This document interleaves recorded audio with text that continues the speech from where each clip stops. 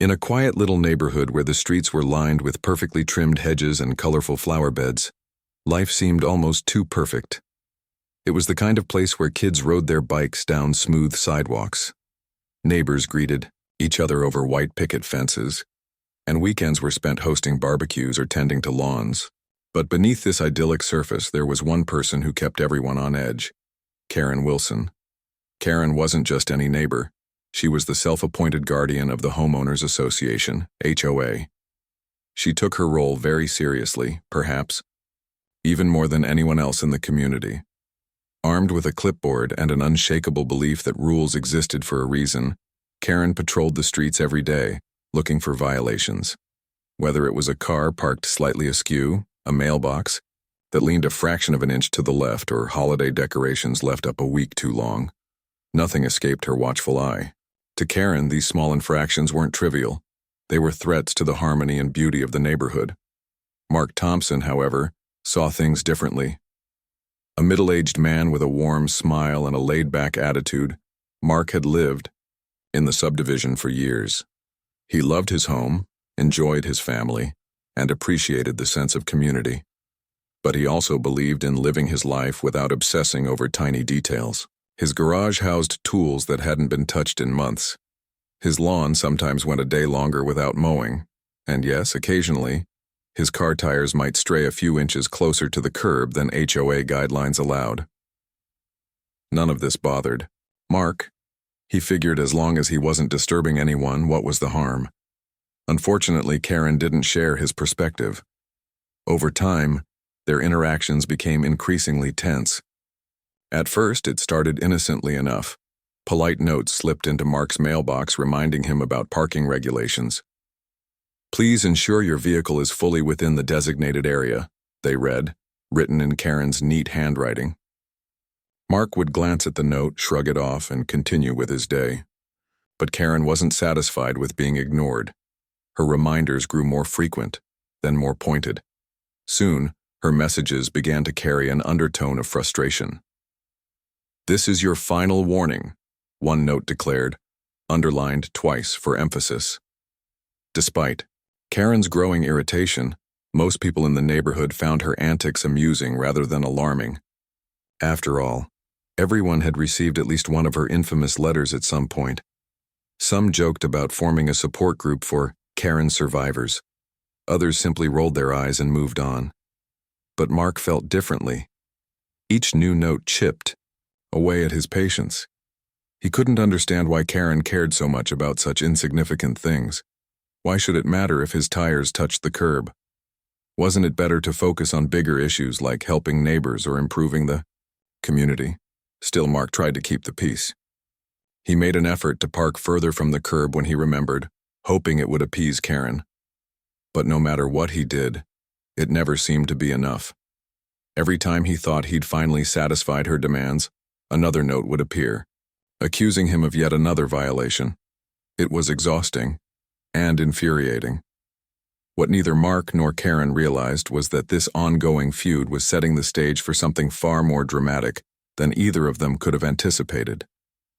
In Karen's mind, she was merely doing her duty, protecting the integrity of the neighborhood she loved. To Mark, though, her actions felt less like enforcement and more like harassment. And as tensions continued to rise, neither of them knew how quickly their disagreement would spiral out of control. The neighborhood itself seemed blissfully unaware of the brewing storm. Children played tag in the cul-de-sacs, dogs barked lazily in backyards, and evening strolls remained peaceful. Yet behind closed doors, whispers circulated about the escalating conflict between Mark and Karen. Would it blow over eventually? Or was it destined to explode into something much worse? For now, only time would tell, but one thing was certain. Life in this picture-perfect suburb was about to get a lot more complicated. The tension between Mark and Karen had been simmering for months, but it wasn't until one particularly frustrating evening that things reached a boiling point. Mark had just returned home from a long day at work, his mind preoccupied with deadlines and unfinished tasks. As he pulled into his driveway, he barely noticed the familiar position of his car tires, just a few inches shy of perfectly aligned with the curb. To him, it was close enough. But to Karen, who happened to be walking her dog nearby, it was yet another blatant disregard for the rules she held so dear. Karen watched from across the street as Mark stepped out of his car, stretched, and headed inside without giving his parking job a second thought. Her jaw tightened as she muttered under her breath, "Doesn't he care about anything?" She tugged at the leash, urging her reluctant dog forward, all while stewing over what she saw as Mark's repeated offenses. In her mind, he wasn't just breaking HOA guidelines, he was disrespecting the entire neighborhood. And after weeks of unheeded warnings, she decided it was time to take matters into her own hands. That night, Karen sat at her kitchen table, staring at the stack of notes she'd written to Mark. Each one had been carefully crafted, polite but firm, professional yet pointed, but none had worked. He either ignored them or made half-hearted attempts to comply before slipping back into old habits. Frustration bubbled inside her as she tapped her pen against the notepad. Something needed to change. If polite reminders weren't getting through, to him, maybe something stronger would. Her thoughts drifted to stories she'd heard about people taking drastic measures to enforce rules in their communities. One neighbor once mentioned how spike strips were used by police to stop speeding cars during high-speed chases. The idea lodged itself in Karen's mind like a stubborn splinter. At first she dismissed it as absurd, but the more she thought about it, the more appealing it became. After all, if Mark couldn't follow simple parking regulations, why should he expect leniency? Maybe a little inconvenience was exactly what he needed to learn his lesson. The next morning, Karen woke up early, her resolve hardened overnight. She rummaged through her garage, searching for materials to construct her plan. With some scraps of wood, nails, and strips of metal left over from a previous home improvement project, she cobbled together a makeshift version of the spike strips she'd read about. It wasn't perfect, but it would do the job. As she worked, doubt occasionally crept in. Was this really necessary? Would Mark understand the message she was trying to send? But each time those questions surfaced, she pushed them aside, reminding herself that she was doing this for the good of the neighborhood. By late afternoon, Karen felt ready. She waited until dusk fell, cloaking the streets in shadows before venturing outside with her creation tucked under her arm. Clutching the spike strips tightly, she glanced around nervously, ensuring no one was watching. The last thing she wanted was to be caught red-handed. Satisfied that the coast was clear, she hurried across the street to Mark's driveway. Her heart raced as she placed the spikes strategically near the entrance, making sure they blended in with the pavement. When she was done, she took a step back, admiring her handiwork. It looked subtle enough, not obvious unless you knew what to look for. As Karen walked back to her house, a mix of emotions swirled inside her. Part of her felt triumphant, convinced that Mark would finally get the message loud and clear. Another part, however, whispered uneasily that she might have crossed a line. Still, she shook off the doubt, telling herself that sometimes tough love was necessary. Besides, she reasoned, no real harm would come from deflating a few tires. It wasn't like she was causing permanent damage or putting anyone in danger. This was simply a wake-up call, a way to make Mark realize the importance of following the rules. Back inside her home, Karen tried to distract herself with mundane chores, but her mind kept drifting to what awaited Mark the next morning. She imagined his surprise when he discovered his flat tires, followed by the inevitable moment of realization. This is what happens when you ignore the rules. A small, satisfied smile played on her lips as she envisioned him apologizing profusely to the HOA board, or better yet, to her personally, for his repeated infractions. But even as she pictured this scenario, a nagging voice in the back of her mind refused to quiet down. What if Mark didn't react the way she expected? What if he accused her of sabotage? Worse still, what if someone else found out what she'd done? These thoughts gnawed at her confidence, planting seeds of uncertainty that she desperately tried to ignore. Meanwhile, across the street, Mark remained blissfully unaware of the trap waiting for him. He spent the evening relaxing with his family, enjoying dinner and laughing at jokes shared around the table. Life felt normal, predictable even. Little did he know that within hours his quiet suburban existence would be turned upside down by an act of retaliation he never saw coming. Karen, too, struggled to sleep that night. Every creak of the floorboards or distant sound outside sent her imagination spiraling. Had Mark already discovered the spikes? Was someone calling the police right now? Or worse, had one of her neighbors spotted her sneaking around earlier? Each question coiled tighter around her chest, making it hard to breathe. Yet despite her growing anxiety, she clung to the belief that everything would work out fine. Surely Mark would see the error of his ways and start obeying the rules. That's all she wanted, to restore order to the neighborhood she loved. But deep down, Karen couldn't shake the feeling that she might have gone too far. While her intentions stemmed from a desire to uphold standards, the methods she'd chosen were anything but conventional. And as dawn approached, casting soft light over the sleepy suburb, neither Karen nor Mark realized how drastically their lives and the dynamics of the entire community were about to change. For now, though, the spike strips lay hidden in wait, silent witnesses to the storm brewing beneath the surface of their seemingly peaceful neighborhood. The night had been restless for Karen. Every time she closed her eyes, images of Mark discovering the spike strips played in her mind like a looped movie reel. She tossed and turned, her thoughts alternating between satisfaction at teaching him a lesson and unease about what might happen next. By morning, exhaustion clung to her like a heavy blanket, but there was no turning back now. The spikes were in place, and all she could do was wait. Across the street, Mark started his day as usual. He woke up early, brewed a pot of coffee, and prepared for another busy workday ahead. As he stepped outside, the crisp autumn air greeted him with a gentle chill. He barely glanced at his car before pressing the button on his key fob to unlock it. The familiar chirp of the locks disengaging signaled the start of yet another routine. Morning. But this time something was different. Something sinister lurked beneath the surface.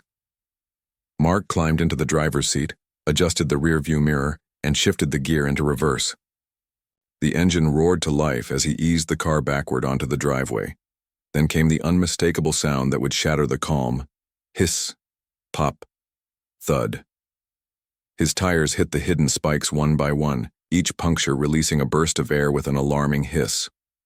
Within seconds, the car sagged noticeably, its weight resting awkwardly on deflated rubber.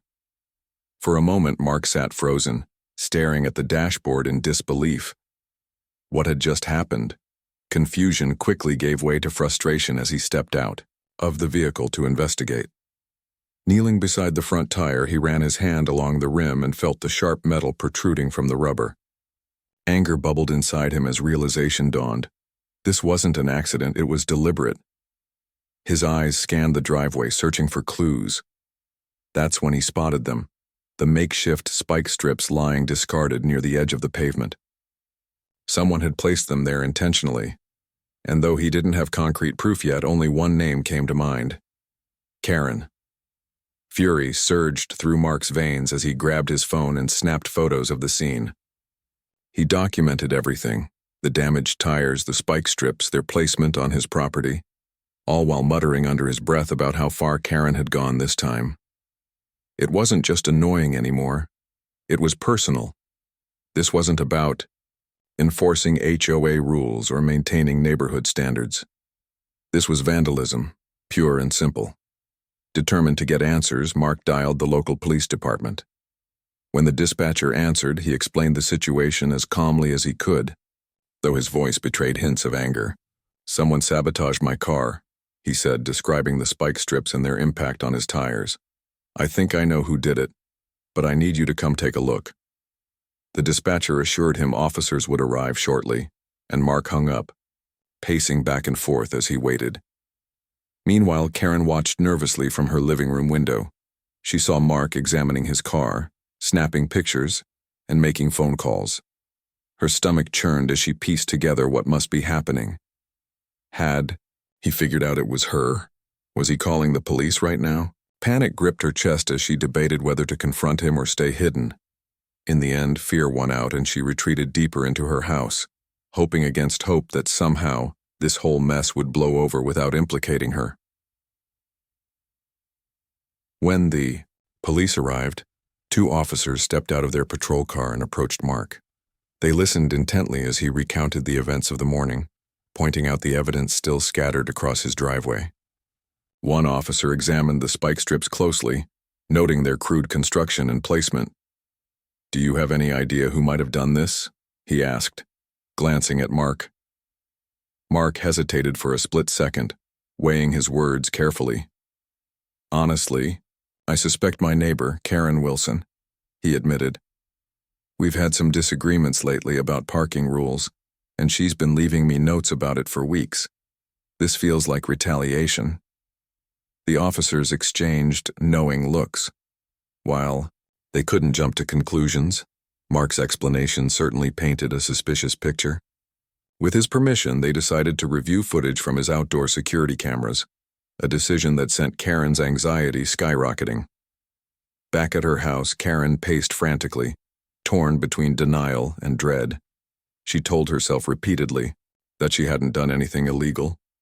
Sure, her actions might have been extreme, but they weren't criminal, or so she convinced herself. Still, the thought of being caught loomed large, casting a shadow over every move she made. As the officers reviewed the footage, Karen's worst fears began to materialize. The camera angle captured her sneaking across the street in the dim light of evening, clutching the spike strips tightly. There was no mistaking her identity. One officer paused the video, rewound it, and played it again to confirm what they were seeing. Their expressions hardened as they realized the gravity of the situation. "Ma'am," one officer called out to Karen, who had reluctantly opened her door after hearing a knock. "Can we speak with you for a moment?" Her heart sank as she nodded weakly, stepping aside to let them in. Inside, the officers wasted no time getting to the point. "We're investigating an incident involving your neighbor, Mr. Thompson," one of them began, watching her closely for a reaction. "He reported finding these spike strips on his driveway, which caused significant damage to his vehicle. Do you know anything about that?" Karen swallowed hard, her palms sweating as she struggled to maintain composure. I don't know what you're talking about," she stammered, avoiding eye contact. But the officers weren't buying it. They showed her the security footage, pausing on the frame where she was clearly visible placing the spikes. At first, Karen tried to deflect, claiming she was simply checking if the spikes were safe for use elsewhere. But her excuses sounded hollow even to her own ears. Under mounting pressure, she eventually broke down, admitting to planting the devices but insisting she never meant to hurt anyone. "It was just supposed to teach him a lesson," she cried, tears streaming down her face. "I didn't think it would go this far." The officers exchanged another glance, their skepticism evident. Whether or not Karen intended harm, the fact remained that her actions constituted criminal mischief, and possibly reckless endangerment. They informed her she'd need to come down to the station to provide a formal statement, leaving her stunned and humiliated. Word of the incident spread quickly through the neighborhood. Neighbors gathered in hushed groups, whispering about what had transpired. Some expressed shock at Karen's behavior, while others admitted they weren't entirely surprised given her reputation for strict enforcement. For years, they'd tolerated her nitpicking because it seemed harmless, but this crossed a line none of them had anticipated. Mark, meanwhile, felt a mix of vindication and lingering frustration. On one hand, he was relieved to finally expose Karen's antics for what they were. On the other, he couldn't help but feel unsettled by how far she'd been willing to go. Her vendetta wasn't just annoying, it was dangerous. And as he surveyed the damage to his car, he realized this incident wasn't just about him anymore. It was about setting boundaries and holding people accountable for their actions. For Karen, the fallout was immediate and devastating. Once admired or at least tolerated for her dedication to keeping the neighborhood orderly, she now faced widespread condemnation.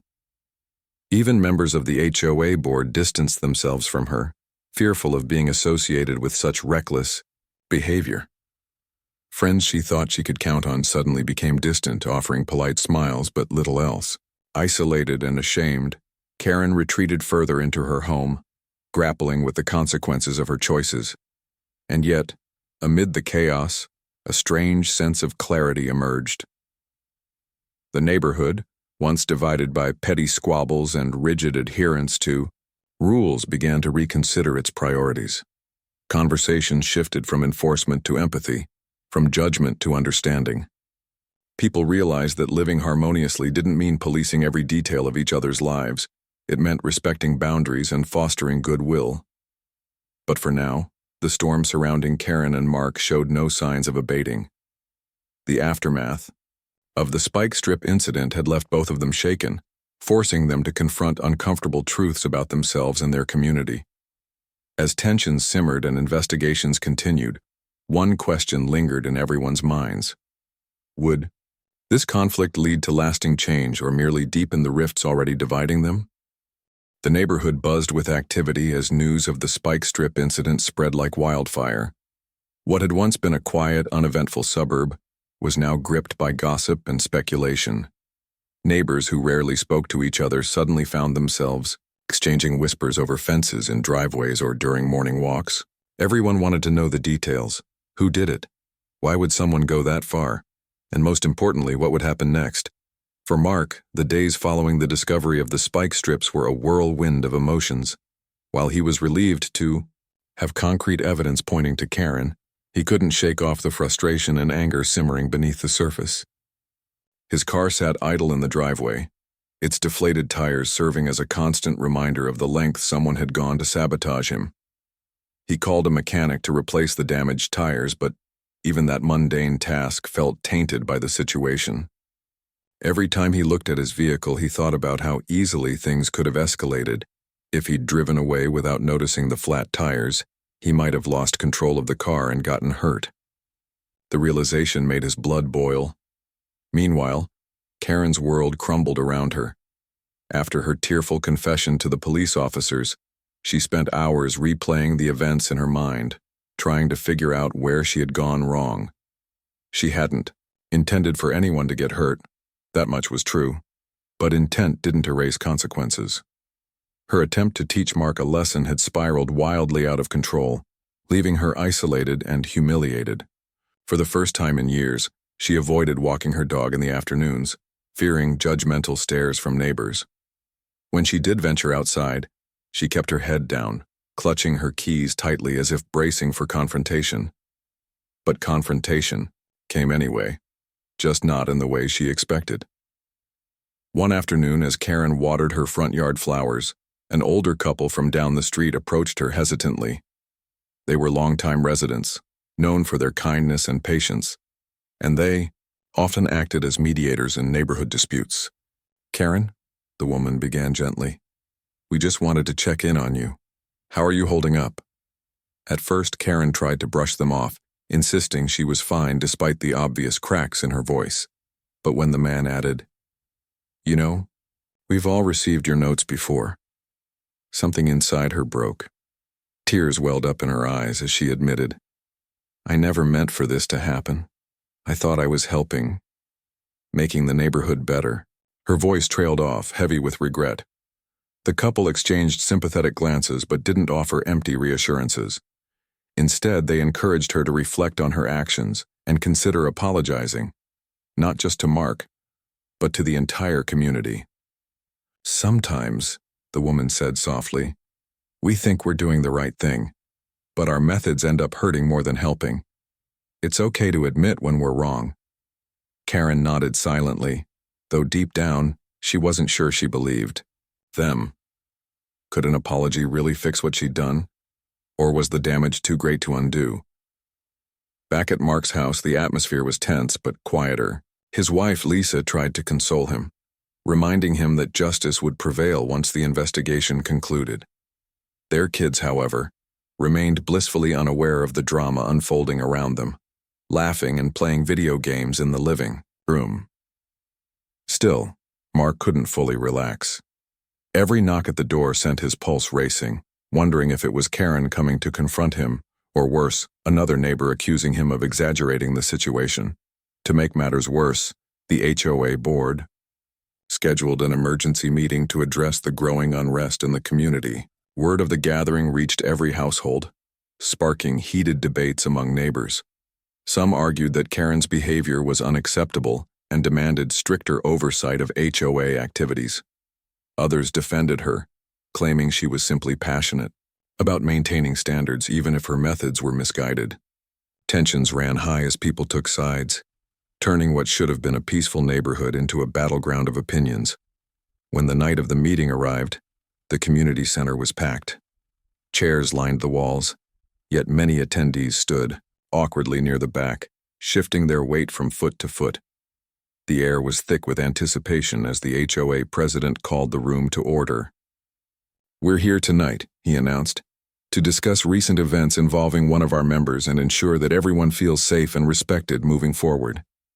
Mark attended reluctantly, sitting near the front with Lisa by his side. Across the room, Karen lingered near the doorway, her presence barely noticeable amidst the crowd. She clutched a notebook filled with hastily scribbled notes, preparing to defend herself if necessary. But as speaker after speaker voiced concerns about enforcement tactics and the need for transparency, Karen realized her usual arguments wouldn't hold up.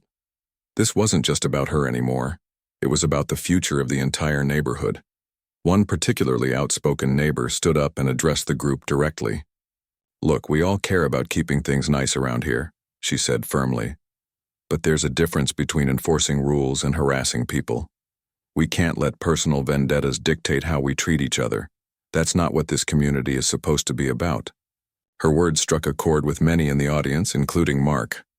Though he still harbored resentment toward Karen, he recognized the value of finding common ground rather than perpetuating conflict. When it was his turn to speak, he chose his words carefully. "I'm not here to villainize anyone," he began, looking briefly in Karen's direction. "But I do want accountability. What happened to me wasn't just inconvenient. It was dangerous. If we don't address this properly, it sets a bad precedent for how we handle disagreements in the future." His calm demeanor earned nods of agreement from several neighbors, while others glanced nervously at Karen. When her name came up again later in the discussion, she finally raised her hand to speak. Standing slowly, she faced the room with trembling hands and tear-filled eyes. "I know I messed up," she admitted, her voice barely above a whisper. "I let my frustration get the best of me and I crossed a line I shouldn't have. I'm sorry for everything." The room fell silent as her apology hung in the air. Some people seemed moved by her honesty. Others remained skeptical. Either way, Karen knew she had a long road ahead of her if she hoped to rebuild trust. As the meeting drew to a close, the HOA board promised to implement new guidelines for handling disputes and clarified that no single individual would have unchecked authority over enforcement. It was a step in the right direction, but healing wounds takes time, especially when trust has been broken. As Mark and Lisa walked home that evening, they discussed the outcome of the meeting. "Do you think she really means it?" Lisa asked, referring to Karen's apology. Mark shrugged, unsure. "Maybe," he replied, "but saying sorry isn't enough. Actions matter more than words." Across the street, Karen sat alone in her dimly lit kitchen, staring at the empty chair where her husband used to sit before their divorce years earlier. She felt the weight of her mistakes pressing down on her shoulders, heavier than ever before. Yet amid the guilt and shame, a small spark of determination flickered within her. Maybe this was her chance to change, not just for herself but for the community she claimed to care so deeply about. Little did either of them realize, however, that the ripple effects of the spike strip incident were far from over. The neighborhood had been forever altered by the choices they'd made, and the journey toward resolution was only beginning. The days following the HOA meeting brought a strange mix of calm and unease to the neighborhood. While the initial shock of Karen's actions had begun to settle, the underlying tension remained palpable. Conversations between neighbors were polite but cautious, as if everyone was tiptoeing around an invisible line they weren't sure how to cross. For Mark, life slowly started returning to normal, or at least as close to normal as it could be under the circumstances. His car was repaired, and he resumed his daily routine of heading off to work and spending evenings with his family. But every time he backed out of his driveway, he couldn't help but glance down at the pavement, half expecting another trap to appear. Karen, on the other hand, found herself increasingly isolated. Her once busy schedule of HOA duties and neighborhood patrols had come to a grinding halt. The board had temporarily suspended her involvement in any official capacity while they reviewed protocols for handling disputes, a decision that left her feeling both relieved and humiliated.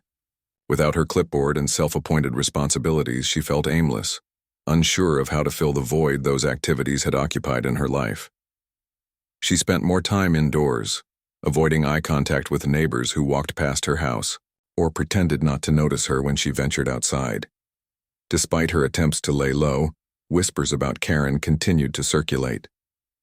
Some people sympathized with her, acknowledging that while her methods were extreme, her intentions may have stemmed from a genuine desire to maintain order. Others, however, viewed her actions as evidence of deeper issues that couldn't simply be fixed with an apology. "It's not just about the spikes," one neighbor remarked during a quiet chat over coffee. "It's about years of nitpicking and making people feel like they're constantly being watched. You can't undo that overnight." Mark heard these conversations too, though he tried to stay out of them. He appreciated the support from his neighbors, especially those who validated his frustration with Karen's behavior. Still, he couldn't ignore the nagging sense that the situation wasn't entirely resolved. Yes, Karen had admitted fault, and yes, steps were being taken to prevent similar incidents in the future. But accountability meant more than words. It required action, and so far Karen's efforts to make amends seemed limited to her public apology at the HOA meeting. One evening, as Mark sat on his porch sipping a cup of tea, Lisa broached the subject again. "Do you think she'll actually change?" she asked, leaning back in her chair. Mark hesitated before responding. "I don't know," he admitted. "She apologized, sure, but apologies are easy. Doing the work to rebuild trust, that's harder." Lisa nodded thoughtfully. "Maybe we should give her a chance," she suggested gently. "Not because she deserves it necessarily, but because holding on to anger won't do us any good either." Mark didn't respond immediately. He knew Lisa had a point, but forgiveness wasn't something he could summon overnight. It would take time, and tangible proof that Karen was truly committed to changing her ways. Meanwhile, Karen wrestled with her own thoughts, trying to figure out how to move forward. Sitting alone in her living room, she replayed moments from the past few weeks, the spike strips, the confrontation with police, the HOA meeting where she'd stood trembling as neighbors dissected her behavior. Each memory stung, reminding her of the person she'd become and the person she desperately wanted to leave behind. Determined to take responsibility for her actions, Karen decided to write letters to her neighbors. Not the passive-aggressive notes she used to leave on mailboxes, but heartfelt messages expressing regret and gratitude. She poured hours into crafting each letter, ensuring they conveyed sincerity without sounding defensive. In one, she wrote to Mark specifically, "Dear Mark, I want to start by saying I'm deeply sorry for what I did. My actions were wrong, reckless, and completely unacceptable. I let my frustration get the better of me, and in doing so, I hurt someone I should have respected as a neighbor. I hope you can find it in your heart to forgive me someday, not because I deserve it, but because I genuinely want to earn back your trust. Sincerely, Karen." Folding the letter carefully, she placed it in an envelope and addressed it to Mark. Then, taking a deep breath, she walked across the street and slipped it into his mailbox. As she turned to leave, she felt a flicker of hope. For the first time in weeks, she'd done something proactive rather than reactive. When Mark opened the mailbox the next morning, he was surprised to find Karen's note. At first, he hesitated to read it, unsure whether he even wanted to hear what she had to say. But curiosity got the better of him, and he unfolded the letter, scanning its contents silently. By the end, he felt conflicted. On one hand, her words seemed genuine, a stark contrast to the accusatory tone of her previous notes. On the other hand, he wondered if this was just another attempt to smooth things over without real commitment to change. That evening, Mark shared the letter with Lisa, who encouraged him to respond. "You don't have to forgive her right away," Lisa said, "but maybe you could acknowledge her effort. Sometimes small gestures can open doors to bigger conversations. Taking Lisa's advice, Mark drafted a brief reply. Karen, thank you for reaching out. I appreciate your apology, and I believe you mean it. Moving forward, I hope we can both focus on building a better relationship, not just for ourselves, but for the neighborhood as a whole. Best regards, Mark, he sealed the note and dropped it into Karen's mailbox later that night. When Karen found it the next morning, tears welled up in her eyes. For the first time since the incident, she felt a glimmer of optimism. Maybe, just maybe, there was a path toward healing, if she was willing to walk it. As the weeks passed, Karen began taking small steps to reintegrate herself into the community. She attended a local charity bake sale, volunteering to help set up tables despite her nerves. She joined a book club recommended by a neighbor, hoping to connect with people in a non-confrontational setting, and she made a conscious effort to smile and wave at passers-by, resisting the urge to critique their unkempt lawns or crooked mailboxes. Mark noticed these changes too, though he kept his observations to himself. He saw Karen chatting with other neighbors at the park, laughing alongside them during block parties, and even offering to lend a hand when someone needed help carrying groceries. It wasn't perfect. Old habits die hard. But it was progress. Still, the legal ramifications of Karen's actions lingered. The charges against her, criminal mischief and reckless endangerment, remained unresolved, casting a shadow over her attempts at redemption. Her court date loomed on the horizon, a stark reminder that apologies alone wouldn't absolve her of responsibility. Friends and neighbors rallied around her, writing character references and attending hearings to show their support.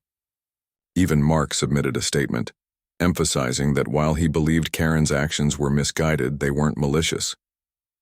In court, Karen stood before the judge, her voice steady as she accepted accountability for her behavior. I understand, now that my actions crossed a line, she said. I never intended to harm anyone, but intent doesn't excuse consequences. I've learned a valuable lesson about the importance of empathy and respect, and I'm committed to becoming a better neighbor and person. The judge listened intently before issuing a verdict. Karen would pay restitution for the damages caused to Mark's vehicle and complete community service hours focused on conflict resolution and mediation. Additionally, she was ordered to attend counseling sessions to address underlying issues related to control and interpersonal relationships. While the penalties were significant, they also offered Karen an opportunity to grow, to confront the behaviors that had led her down this destructive path and emerge stronger on the other side. For Mark, the resolution brought a sense of closure. Justice had been served, and Karen had taken meaningful steps toward accountability. While he still harbored some lingering resentment, he recognized that holding on to anger wouldn't serve anyone, not him, not Karen, and certainly not the neighborhood they shared. Slowly but surely, the wounds inflicted by the spike strip incident began to heal, leaving behind scars that would remind everyone involved of the importance of compassion, communication, and forgiveness. Yet as life returned to its usual rhythm, one question lingered in the minds of many. Could the lessons learned from this ordeal truly transform the community for the better? Or would old patterns eventually resurface, undoing the fragile peace that had been restored? Only time would tell, but for now the neighborhood breathed a collective sigh of relief, grateful for the chance to move forward together.